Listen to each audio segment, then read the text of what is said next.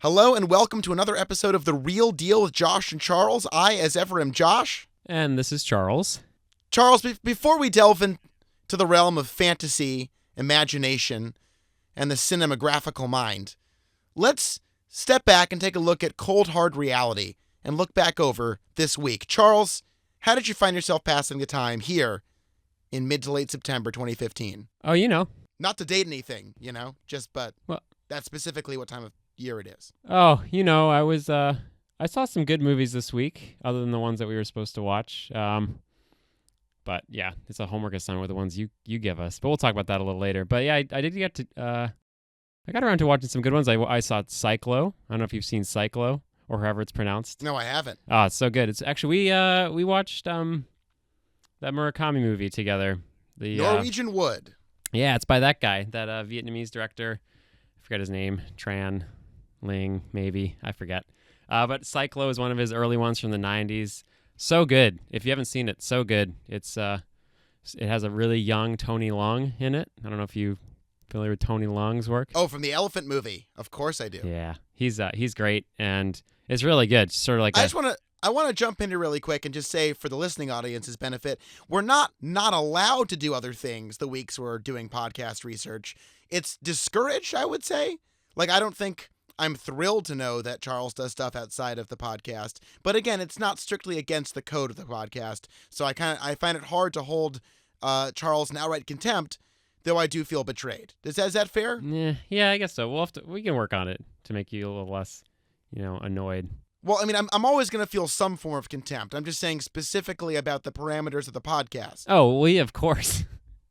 Of course. You're just you're fully contemptuous. But yes, we can work on it. We can give us some leeway, some spaces. Well, the flavor of just hate is so familiar in my mouth. To deny myself that would really be, maybe more than I'm willing to give up, especially as we enter a new Jewish year. Oh, are we? Oh, yes, we have. It's now the year 5776. So, Charles, in front of you and God and all of our podcast listeners out there, I want to say I'm sorry for the ills I may have committed against you over the last year, 5775, and I hope that this new Jewish year, 5776, will be one of greater understanding, compassion, learning, and loving. Wow.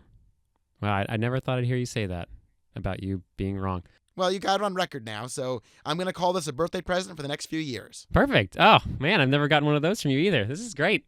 A whole new year for 50. I'm pretty sure I have texted you on your birthday, and that is technically speaking material. And that's a gift. So, yeah. A gift.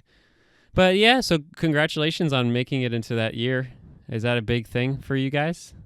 Us people, Charles, just you can say it. I can't say it, but yeah, you guys. Oh, you can. No, just try it. Just say it once. Okay. Is this an important? I can't do it. My mouth just puckers up. It's like I'm chewing on a lemon. Jews, Charles. Jews. Oh, no, I've been trained. Jews. My friend got the domain Jews.com, Juze. Wow. And he keeps threatening with it. You should buy it. You should get this, just in case, I haven't yet, but I think he's still got it. Jews.com. Well, that's called planning ahead. I admire that. Yeah, I mean, he knew it. 4-letter, short domain names. That's going to be, it's like just the currency of the post-apocalyptic wasteland. Well, also, nobody doesn't like Jews, so it's kind of a URL for all seasons. All seasons, all years. You have way more years than we do. It's not fair. Yeah, we're winning on the years front. Jesus. I think China has us whooped or Japan has us whooped, but compared to you guys, we're really killing it. We got to step up on that. Oh, but you know what we do? We just pretend that it's like, well, it was just like we don't need them. We're newer. We don't need all those extra years. I think that's a good way to do it. We're obviously losing, so we just put a different spin on it and take it home. I think it's a real iPhone 5, iPhone 6 situation where there might have been some sort of software upgrade, but it's very hard to tell what it was.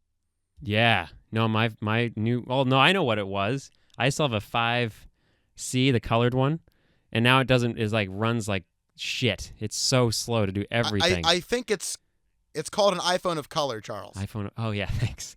I gotta say what's right. But yeah, no, it's just they do this. They upgrade everything so that everything becomes obsolete. Now I have to go get a new phone, or I can just yell at it more than I used to. Hey, I don't want to get too much into this tech talk over here, but I do have exciting news where my family's family plan, hi, I'm 25, is upgrading me to an Android from this thing. So, Really? change is afoot. I'm not afraid of change. Don't let anybody tell you old Josh Landis is afraid of change. I'm not. I have proof. I'm getting a new phone. About time. 5775 or whatever. Yeah, I know, right? Good for you. Well, I am using a Nokia about the size of my foot. So it's nice to enter the modern era and get an Android.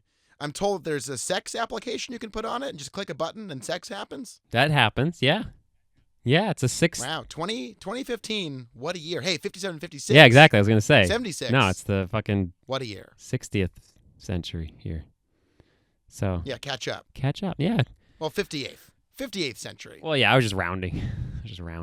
Yeah, you fucked up and you tried to cover it up and I caught you. So, I'm a rounder. anyways, Ask get out of that everyone. one. Ask everyone. I'm a rounder. Hey, when I say 58th century, I mean hard 58th century, not 60th century.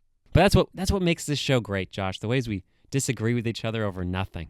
Yeah, it really is good. But yeah, so did you see anything good this week? Well, Any good movies? any good movies beyond the prescribed films that we've chosen to watch in concert for this podcast? Yes, I rewatched Robert Altman's 1992 The Player, starring the great Tim Robbins. And Oh, good. what a tremendous film. I've been talking about Robert Altman a lot recently because you really can't go wrong. His 90s era is unbelievable. Shortcuts is also brilliant. Me and Charles, on a now deceased radio program we once hosted back in the heyday of our youth, enjoyed a film called The Long Goodbye together. We certainly did. And it's an excellent neo-noir film starring, well, before neo-noir was a trodden-to-death, irritating catchphrase for Empire magazine, there was this early 70s film starring the great Elliot Gould as an anachronistic 40s detective caught time out of mind in the shitty, plastic, vapid LA of the 70s, and it's a film about meaning and finding oneself in a increasingly apathetic and an emotionless world. And The Player is much the same, roving about the Hollywood Hills, trying to understand where your responsibility and identity lie, what is movie, what is life. It's great. And I got to say, the costumes are incredible. I just noticed this time around, Elliot Gould has at least 2 prominent on-screen moments, making it a delightful callback to that movie, which came out, I believe, about exactly 20 years before The Player, The Long Goodbye. And they are both excellent films, and I loved watching it. Sweet. Yeah, no, I haven't seen that since I was in high school, I think. Maybe college, but it's been a really long time. It's great. Love it. And it does. It extends And that was same. in the 17th century, right? Because I'm rounding down. 17th century, because I'm rounding down. Shut I'm a up. rounder. And that's what time is to me. It means nothing. I have no respect for I it. can't say anything. Can't say anything out loud around you. But I don't even know what I was talking Well, about. I'll let you say that. You did. You got to give me credit. That was okay. But yeah, it's Players. I think it's a continuation of the cynicism that was being looked at in The Long Goodbye. It's really good. Yeah, it's a nice little follow up. I think it works really well. I'll have to watch it again. Now, Charles, I have to go ahead. I want to turn the tables here and ask you, did you watch any movies you liked this week?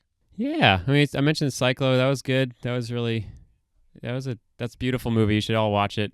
It's I don't know. It's fucking vibrant. It's just a really good change. It's just about a young man who's trying to make a living being a bicycle like a bicycle taxi service, and he gets sort of caught up in the gangs, and it's really good. Very human look at all of that, and very nice movie. I also So if you like bicycles and gangs, watch Cyclo. yeah, bicycles and gangs. It's called Cyclo, or however they pronounce it in France. Wait, Biclo or Cyclo? Cyclo. Oh, it's a French movie? It's Vietnamese, but it has, of course, after all that, some French production money involved. So, After all that is an amazing way to refer to centuries of colonialism. after all that. That thing.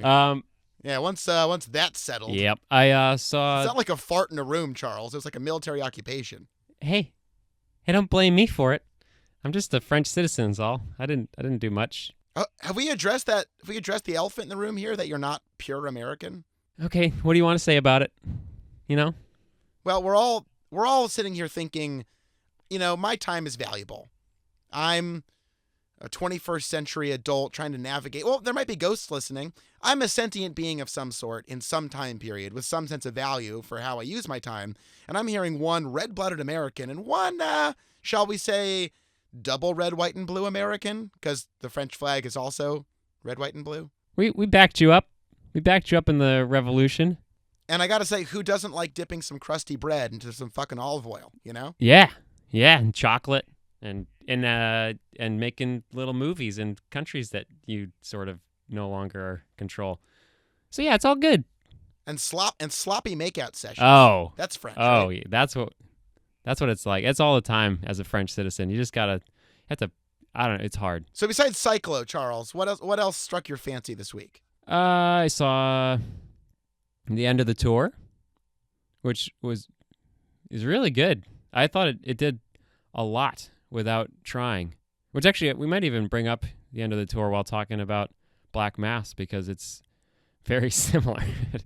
No, they're both just, looking at actual people from history, and I thought the end of the tour was effortlessly emotional and really did a lot with such a limited space and a limited cast. It was really just very well done. I liked it a lot. I cried at the end. It's very for our listeners' benefit, the end of the tour, starring Jason Segel of Jason Segel's Penis fame as David Foster Wallace.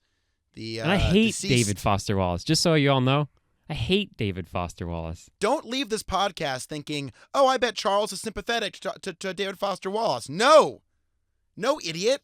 He fucking hates him. No, I read, he had a few good pages of Infinite Jest, but I couldn't get more than 400 pages into it, which, if I have to read 400 pages, I'm expecting to read at least 2 novels out of that. So I gave it a lot, and I just had to stop. But the movie, regardless of my, dislike of his work, it's very good. So you don't have to like him to like this movie, just so you know. If you hate him like me, go see it anyway, because it's very good. Do you have to like yourself to see the movie? Because that could be a real impediment for me. Yeah, I was going to... No, don't worry about it, Josh. It actually helps if you don't like yourself. Well, then baby, sign me up. Go see it. No, it's good. Did we see Jesse Eisenberg's penis in the movie, or did anyone show their penis in the film? Nope. Well, that's a big strike against it, but okay, sure. A penisless film about an author who died. That sounds... Just try it. Really? Just try it. Good. Actually, I heard a lot about, I haven't seen it yet, of course. I don't think it's really out at all, but the new Gaspar Noé movie, Love, I think it's called. Uh-huh. And apparently that just stars a penis. Okay. The main actor he's not even, it's just about his penis. That's what I was told. Who's telling you these things about Gaspar Noé's penis?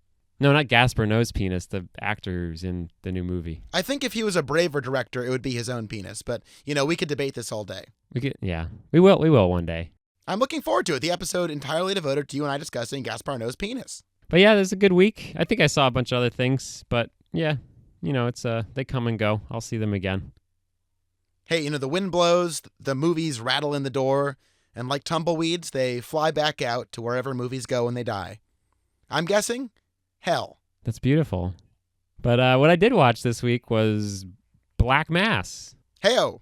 I also watched Black Mass, and it was facetious of you to ask me that question because you know that I saw the movie. I didn't. No, you did. I actually guessed that you don't watch any of these movies, and you really just make shit up that you learned at your getting a liberal arts degree. Well, look, the magic of a liberal arts degree. Well, it's not what you know; it's how you say the phrase "I don't know" in the longest way possible. That's you. See, you learned everything there.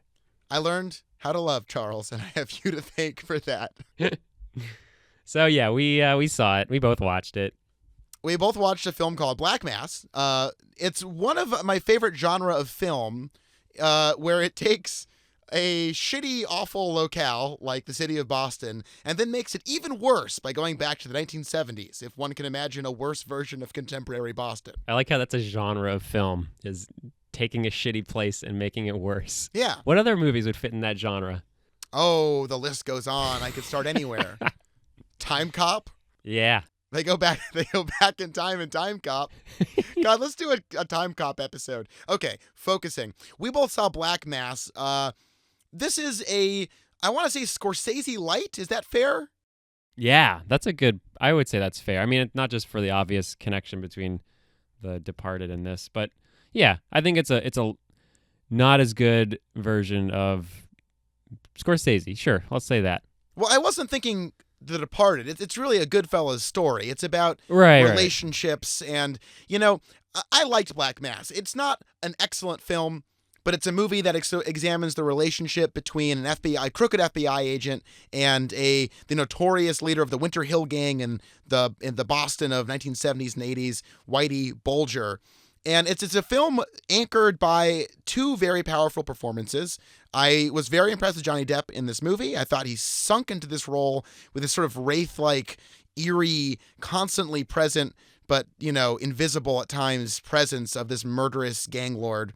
And his sort of slavish FBI informant / informee, Joel Edgerton, who plays the role of John Connolly, his childhood friend and thoroughly, hopelessly corrupt FBI agent who ultimately supplies Bulger with far more than he receives. But it gives him this boost of confidence and, more importantly, money that allows him to perpetuate his lie for decades. Yeah, I would totally agree that this movie, without the cast that it had, I don't think it would have been watchable. But the cast was very good. Johnny Depp, I haven't really had a chance to take him seriously in a while, probably just because I haven't really watched much of his stuff yet. But he was very good, and as you said, I forget it, whatever his name is, it was good. That guy. James Whitey Bulger. No, the guy who played the FBI agent. Oh, Joel Edgerton? Yeah, he was really good. And, man, watching Cumberbunch Bender... Boner Dick Cumberbatch. whatever his name is, his Boston accent was pretty good. Yeah. He was fun watching him with a little, Boston accent. It's such a common... People love that these days. It's all over the place. Well, someone has to love Boston. Yeah. This is a relatively boilerplate story of crime, corruption, lots of time cuts and period-appropriate haircuts. Oh, I'm gonna have to interrupt. Oh, sure. The haircuts, man. Did you see Enter the Furnace or Out of the Furnace? Nope. Scott Cooper's first movie or earlier movie. Scott Cooper did not see that. He just fucking loves hair. Every character in Out of the Furnace had just crazy hair. And then this movie, crazy hair. I think this guy just makes movies to show crazy hair. That's my theory about Scott Cooper. Hey, you heard it here. It's the Scott Cooper theory that's taking Hollywood by storm right here on The Real Deal with Josh and Charles. The only place. But Johnny Depp's hair was just, it made his head look really funny. I thought it was awesome. He looked like a Lich King. Yeah. Oh, dude, he looked frightening. All because of the hair. Yeah, I want to just mention the cast before we barrel on to what I'm sure is an acerbic takedown of a mediocre film by Charles here. A really astounding cast. Kevin Bacon shows up to make my day, and then if that wasn't good enough, Adam Scott is in the same scenes as him. They both play FBI agents as well, and I am a huge sucker for both the Baconator and Adam Scott, America's most perfect man. So they added a nice bit of texture to the surroundings of the film. And as far as haircut movies go, this was much better than American Hustle as far as movies go. American Hustle was one of these films, the David O. Russell movie of 2013, 2014. 100% fluff, almost 0% a movie with characters.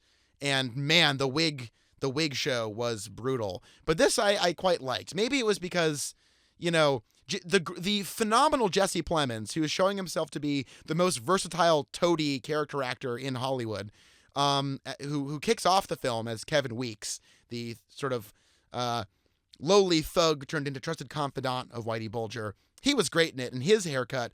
Oh, and past the haircuts, the physique of 70s and 80s Boston gangsters, of sort of bulging men in polos, was phenomenal. That was great. Yeah, they captured all of that well, which I think is why it's easy to sit through the movie, because they did do a lot of things well, and it looked good. It captured everything, and the performances were very good. I think it falls a little bit into the Argo conundrum. Not as bad as Argo, but it's still that same. If I had read the Wikipedia article about Whitey Bulger before seeing the movie, what else do I get out of this movie? And for me, I don't think it really did much else other than supply me with a bunch of facts. No, you hit a very interesting point where even powerful performances don't quite save the movie from having a sort of innate hollowness, where it's kind of a lot of Sturm und Drang, if I'm pronouncing that remotely correctly. I like saying it, so I'm going to try to work in a conversation more. Sturm und Drang. Yeah, it just, the emotional core of the movie comes from seeing the supporting cast confront what they've experienced and what they've done for Bulger. So all of the present day conversations where we're seeing people confess to their involvement in crimes involving him, there's a lot of great staring off into the distance hollowly, realizing the sheer horror of the brutality they were involved in. But we're not left with much beyond that. I was left wanting to read a book about Whitey Bulger, which is not a huge emotional accomplishment for a film. Exactly. I would say I enjoyed watching it. Yeah. It's a classic C+ movie. There's nothing wrong with it. It's just not exceptional. And that's fine, honestly. It's a fucking crime movie set in Boston. There's Boston accents. There's lots of cocaine and breasts and money getting thrown around and people getting shot in the head for hilariously small slights. And you're left being like, wow, that guy was horrible. Yeah, I think that's the biggest problem is that it really just it puts all of its weight as a movie on the facts themselves. But what it always forgets is that like 30 years of stuff is a lot of stuff. So it really just ends up losing all of the weight because it just feels like it's touching on all these little incidents, but I don't actually feel like I'm connected to any of these people. Actually, speaking of that, I saw Straight Outta Compton as well last week, which suffered too. I think it was a much better movie than Black Mass, but it still tried to cram 3 decades worth of 5 people's lives into a 2.5-hour movie, which it ends up just being very superficial. I'm just like, okay, just getting all the hot spots of these people's lives. Well, I mean, I think this was most apparent, and you're going to hate this, but please bear with me. But the film adaptations of Harry Potter did a really brutal job of hatcheting away all of the sort of grit and the day-to-day life aspects of that whole world that were captured. In a way, what made that series work was everything that happens in between the big things. And to watch the movies pared down to a series of digital action sequences, it left it so heartless and uninteresting. It's all of that day-to-day stuff that gives us this very rich portrait of people. And I watched this movie thinking, why isn't this a miniseries? Like, this would be a great miniseries. Give yourself 7 hours to tell the story. I'll bet it's fucking great. Get David Simon to tell the story. It's probably going to be fucking great. Put it in 2 hours. You're left with what is essentially a docudrama. Again, enjoyable, just kind of that. It is what it is. Yeah, I never even really got a sense that he was all that bad. Like, I just didn't... Really? When he strangles to death the teenage prostitute, you were like, oh, this guy's okay. No, it was more just that I didn't ever feel connected to him. So I didn't really... It never came across like the big guy brooded real nice when it happened, but I never got really why he was doing any of this. There was nothing cemented these characters for me. I just felt like they were all just doing this thing that already happened. Yeah, and it's kind of a pity because Depp really loses himself in this role in a way that he has not in many years. And I want to just say that he really is the pillar of the film and everything happens in his shadow. And that is very effectively woven into the experience of the movie. And he's a horrifying presence who deserves much more screen time, much more examination, and I would have liked a movie that was longer, slower, and really fleshed out his own philosophy for why he could carry out these acts of unmistakable brutality for stakes that, you're right, are never super well expressed. Right.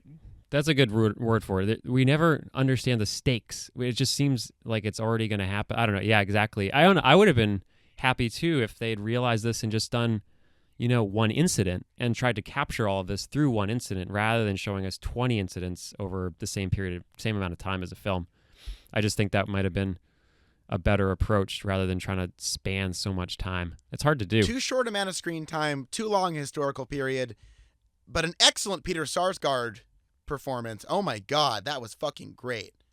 If you're a Sarsgaard fella, if you're one of the Sarsgaard fans, Which scene was that? the Halloran, the coked up mob. Oh, that's who that Yeah, was. it's a Sarsgaard. Yes, he was great. He was another great little character. A totally coked up maniac. Yeah, so good. Actually, I think he was probably the most believable character, the person that I like really felt for in the whole movie. I think he was a success. Yeah, well, he's one of the few people in the film who stands up to try to actually affect change while everyone else attempts to further grease a tired machine.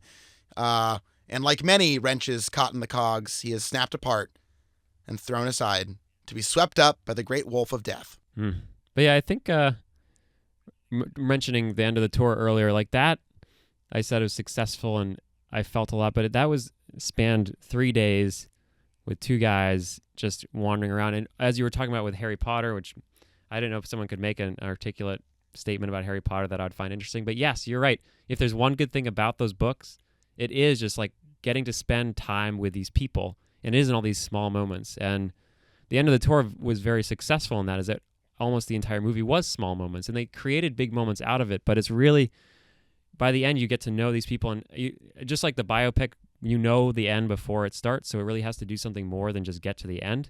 Like I would hope most people knew that David Foster Wallace was dead. So, that wasn't a big surprise at the end. That's not the issue. It's getting to know him and getting to know why the Jesse Eisenberg character really cared about this moment. And it was a lot of growth for both of them, especially for him as a young writer. It's just, it did all of this without trying at all. And I think Black Mass is the opposite, where it tried very hard, got a huge cast, got a bunch of haircuts, lots of scenes, cars. They went out of their way to make sure they got everything right, and they missed the whole point of the movie. Well, hard to argue with that.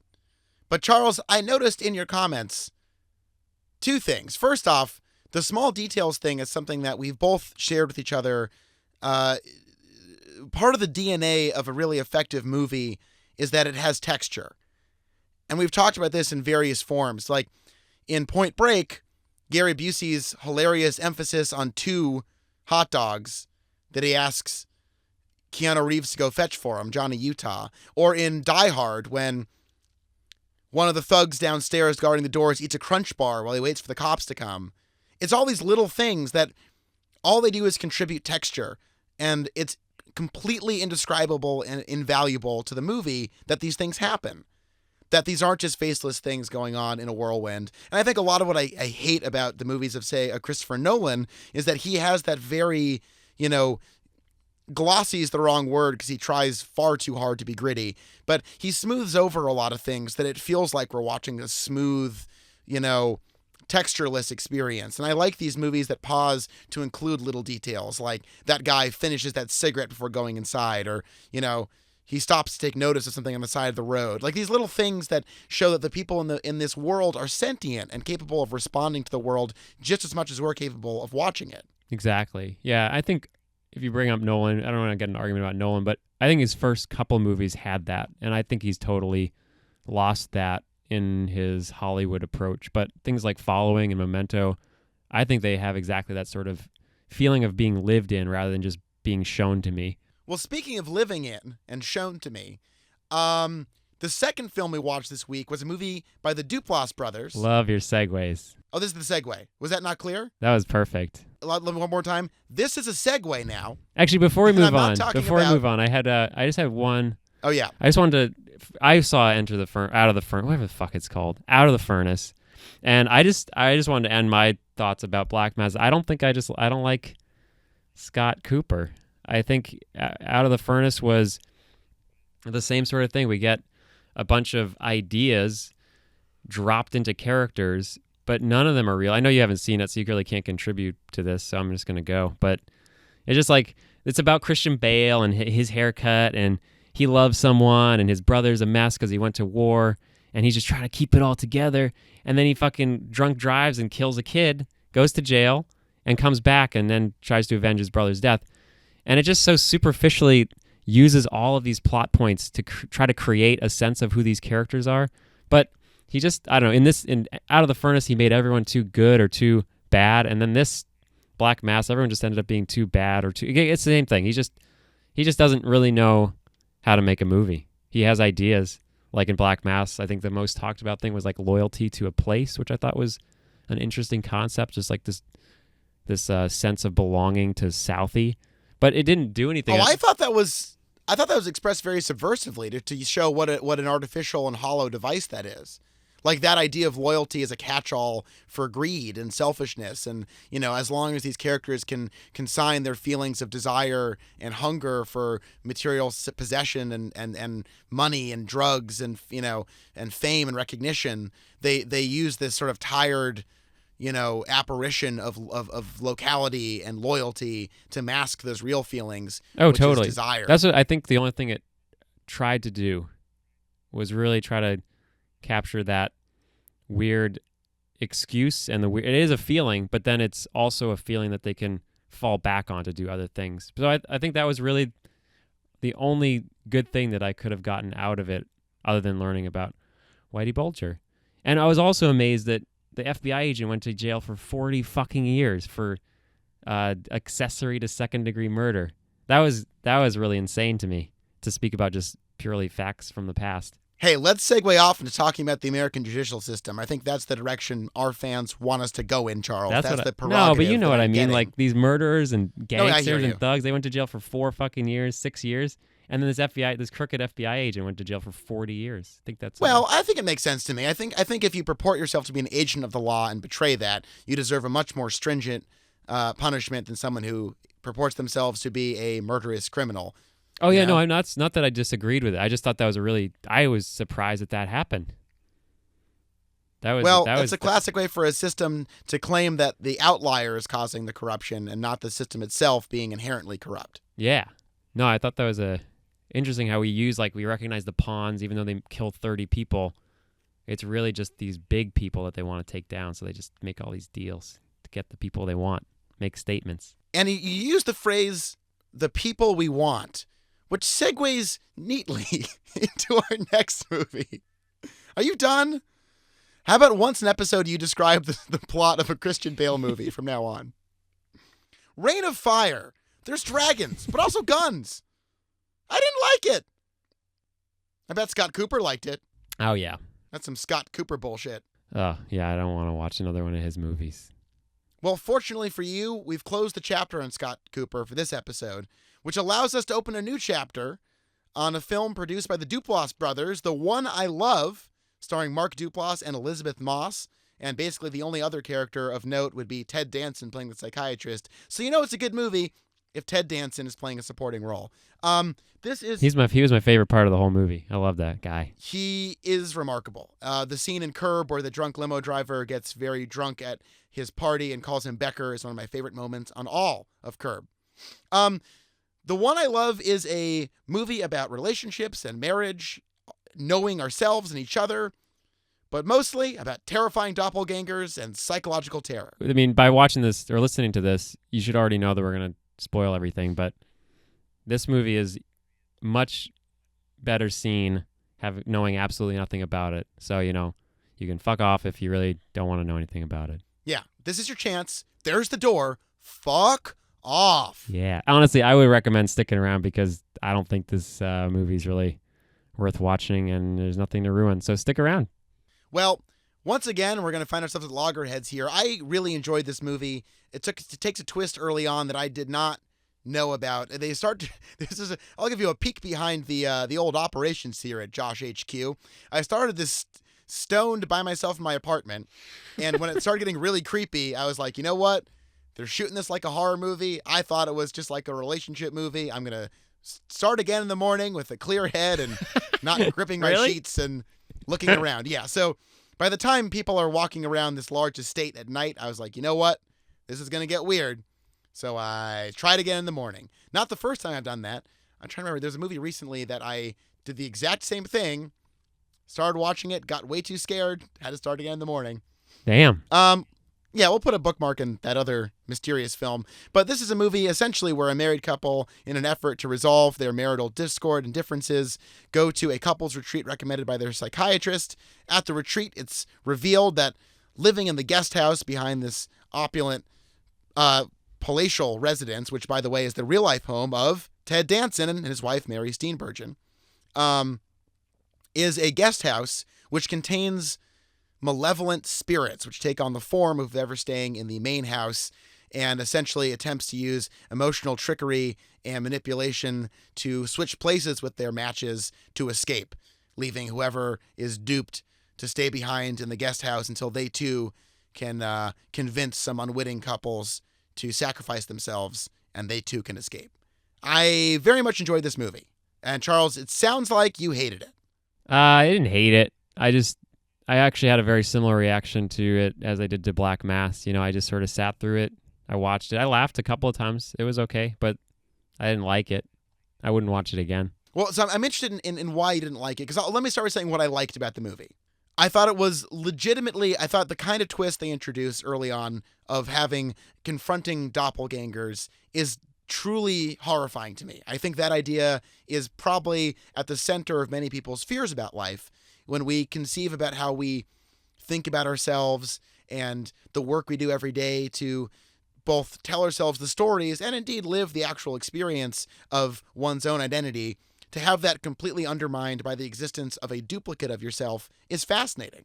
Yeah, that's a great way to put it. And I think that psychological terror of confronting oneself as the other is a really rich source of dramatic filmmaking. And I liked the idea that this couple who can't seem to resolve their differences all of a sudden is faced with not only coming to terms with their problems in their relationship, but the fact that there might be a better, superior version of themselves accessible to their partners, making them redundant. And I think that takes a classic story about a couple and a relationship in peril and puts it on this metaphysical, psychological plane that is very rarely explored. And I thought that it was a very interesting movie. Well, just to sort of negate that by saying rarely explored, I mean, there have already been two much better movies to have come out in the past year and a half that explore the exact same thing. So maybe you should just watch those. Okay, well, what are they and why are they better? Enemy and The Double. Oh, word. That's the Richard Ayoade and Jesse Eisenberg? Yeah, that's The Double, which is based on the Chekhov story, I think. Sure. And then the enemy is Jake Gyllenhaal and Jake Gyllenhaal as doubles, and that's I'm sorry, Jake what? Gyllenhaal. What the fuck are you saying? Oh, you're such an asshole. And that's by Denis Villeneuve, or however you pronounce his name, the Canadian guy who did Prisoners and Polytech. And those are awesome. Those definitely but I think this one had some potential because it explored the relationship aspect to it in a more, I think it could be good or bad. It's just like the way that we as humans like to pair up and find those people that we get along with. I think exploring The Double in that sense is actually a really interesting topic, whereas Enemy and The Double were much more about self-discovery. But I just think that this movie, honestly, I'd say more of it's myself. I didn't really like either actor. I thought Moss was good. She was pretty good, but I just can't stand the Duplass. Mark Duplass is a polarizing guy. I acknowledge that his sense of smarm and sort of self-assuredness is usually really irritating, but I thought he played against that really well by acting out both the neurotic, shitty, selfish version of himself and the arrogant, charming, but also dictatorial version of himself. And I quite liked that parallel. And I guess, I think this movie was a real experiment in tone and tension, and it maintains that the entire film. And in fact, up until the last 2 minutes, there's so many unanswered questions and so many things that are like legitimately unnerving. I think that in and of itself is an accomplishment. And I have to say, I don't think there were any unanswered questions. What was an unanswered question? Well, I'm saying what I'm saying up until the end of the movie, you don't really know what's happened or what's transpired or why or to what end. We're given clues where the initial test that Ted Danson, psychiatrist, presents them with is to play a piano in sync, and they play it horribly out of sync. And the movie it's a movie about right off the bat. That scene right off the bat, I did not like this movie for a lot of reasons. One was that the opening with them, I think this is exactly how it worked throughout the whole movie. They spent so much time talking about everything the movie was talking about that nothing was left for me to talk about for myself. It's all that same thing, if you're a creative writing student, you hear over and over again, show, don't tell. And I think fiction is a little harder because you have to write it out, so it's sort of all telling, so you have to find a way to write a show. Movies have the benefit of already being a visual medium, so they can very easily show because they don't have to really try at it. But this movie went out of its way to tell. Like the whole opening scene was, I thought, a very beautiful way to show the what they lost and what they were trying to get back. And then there was just a narration over it describing exactly what we were seeing. It was so off-putting to have it done that way. I just thought right out of the gate, this movie is not made very well, and it was there to explain what it was doing rather than just to make me feel it. Well, no, I disagree. I think you're mistaking a framing device for something else. We're hearing a couple in therapy. We're hearing two different people articulate the same sense of loss. I thought that was very powerful. Right, but you don't have to do it that way. Just show me the scene where they're bobbing in the pool. You don't have to, but it's about two overeducated people trying to use their stubbornness and their intelligence to overcome a situation that is intensely emotional and that they can't actually name. They can't deal with their problems emotionally. They do it through talking. So it's the inadequacy of that voiceover narrative. It's undermining the exact thing that I think you're mistaking it for. No, but that's like saying that when you have a boring character, you need to make the story boring.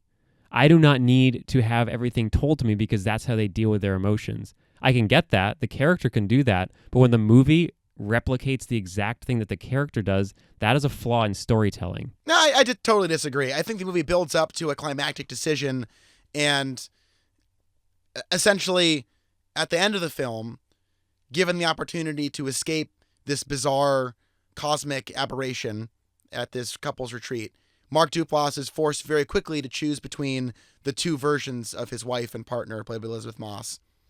And in a quick reading of their responses to his imperative, he chooses one of the two Elisabeth Moss to go home with. And essentially, the end of the movie gives us, I'm saying essentially a lot this podcast, so I don't know who to blame for that, but I'm gonna name it and move on. He's left realizing he may have chosen the duplicate and not his original wife, and he also realizes that's fine. It's okay. Yeah. She did not want to be with him, and this duplicate did.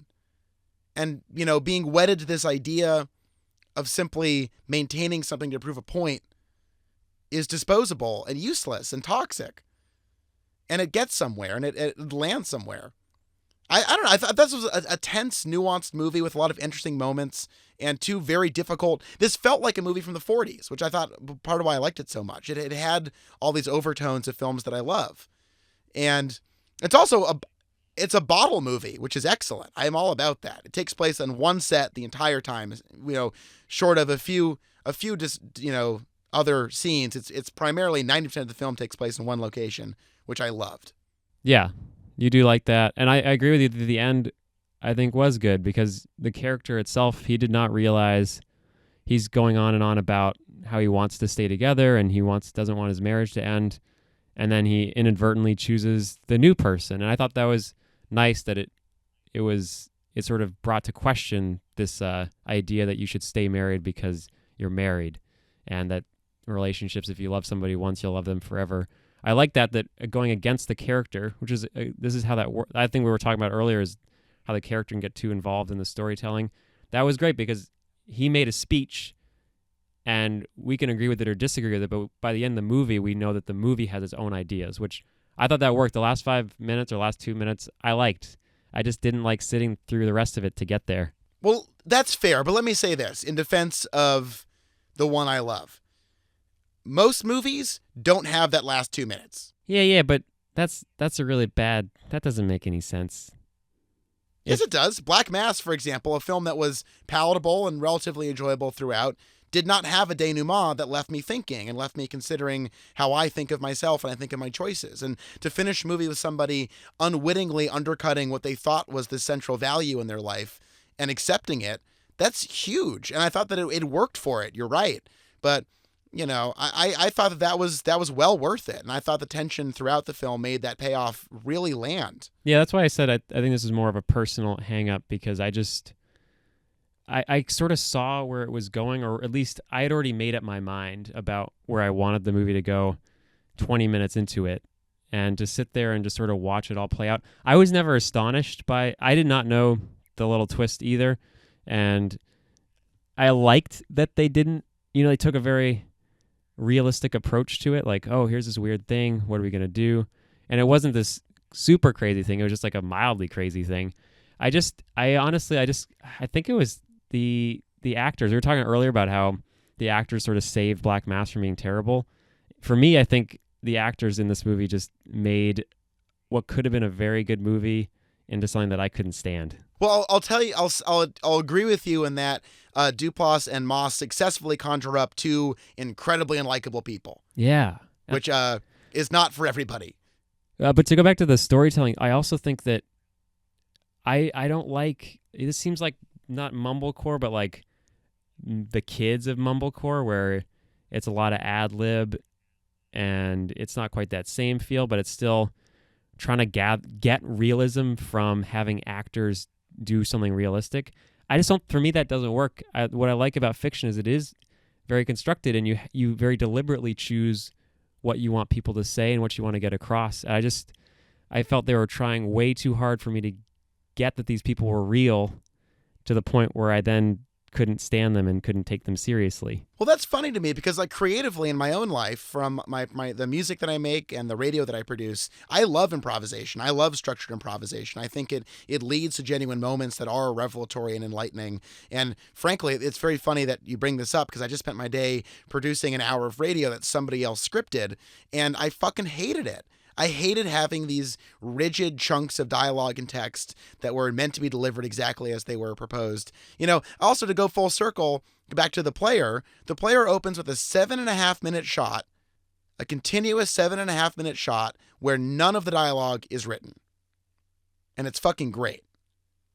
And I like that this movie had that sense of, we are watching a couple bicker. That's irritating and exhausting, and you're right. It's no one likes to watch that. But then the twist hits, and we watch this massive left turn take that up a notch to a degree where I really thought it was believable and interesting in a way that, I don't know, I liked seeing it play out in that manner. It made me feel like I was in the moment with them, and I bought it. I think they mention Who's Afraid of Virginia Woolf, and you sort of mentioned movies from that time period, and that I love Who's Afraid of Virginia Woolf. I think that is a beautiful movie, and it's about similar things, and it takes the exact opposite approach, where it is very scripted. It is like intentionally clever.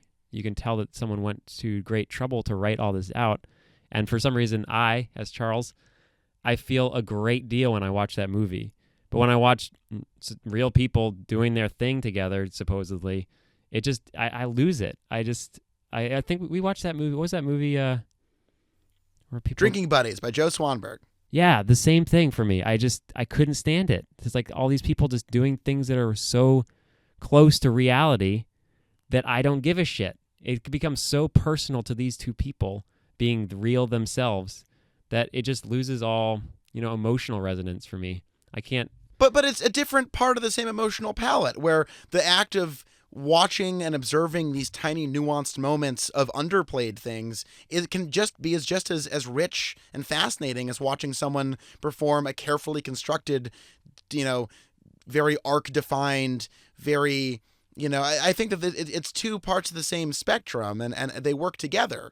So to watch a film this week like Black Mass, which is essentially a procedural, and then to watch a film that's largely improvisational, incredibly intimate, and unerringly realistic in depicting how asinine and boring and exhausting relationships can be, and then massively subverting that with something actually supernatural. I don't know. I think that takes that premise and it actually milks more out of it than a lot of the films that are coming out nowadays that are indeed very literally descendant of that return to earnest realism that we've experienced in the last decade.